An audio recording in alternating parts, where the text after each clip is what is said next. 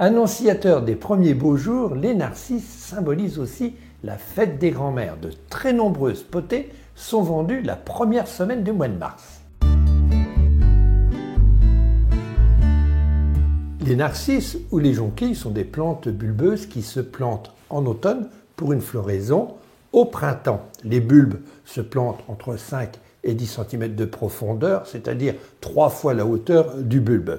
Comme tous les bulbes à floraison printanière, les jonquilles ont besoin d'un coup de froid pour fleurir au printemps. Si on a choisi les narcisses ou les jonquilles, c'est la même plante pour fêter la fête des grands-mères, c'est que la première semaine du mois de mars, les narcisses sont en fleurs. Par tous les temps, qu'il neige, qu'il pleuve, les narcisses sont capables de fleurir. Ça tombe bien, c'est l'occasion de pouvoir offrir une jolie fleur aux grands-mères.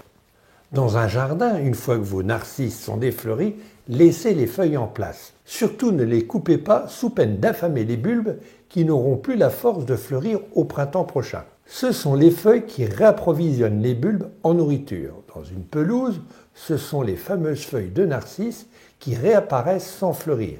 La plupart du temps, la grande fautive, c'est la tondeuse qui a coupé les feuilles des narcisses alors qu'elles étaient encore vertes.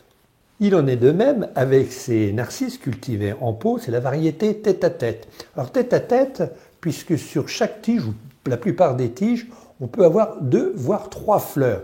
C'est une plante qui est assez intéressante puisqu'elle monte à 20 ou 30 cm d'auteur. Alors ces narcisses ont besoin aussi qu'on leur conserve les feuilles pour refleurir l'année prochaine.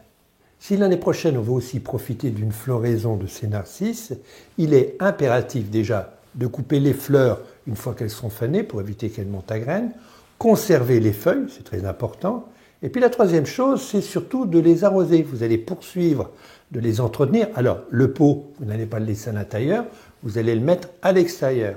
Non seulement il va falloir les arroser, mais il va falloir aussi leur apporter un petit peu d'engrais. Donc vous allez les entretenir pendant plusieurs semaines, voire plusieurs mois, et lorsque le feuillage va commencer à jaunir, vous supprimerez les arrosages. Les bulbes, vous pourrez les ranger dans une caisse et les planter à l'automne prochain. Reconnaissons que ce n'est pas la technique la plus simple à réaliser. En voilà une beaucoup plus facile.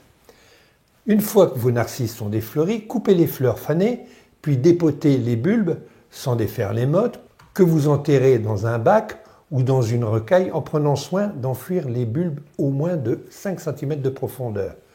Donc ces bulbes, vous allez les laisser en place dans votre bac, bien enfoncés. Ils vont passer l'été, l'automne, l'hiver dehors.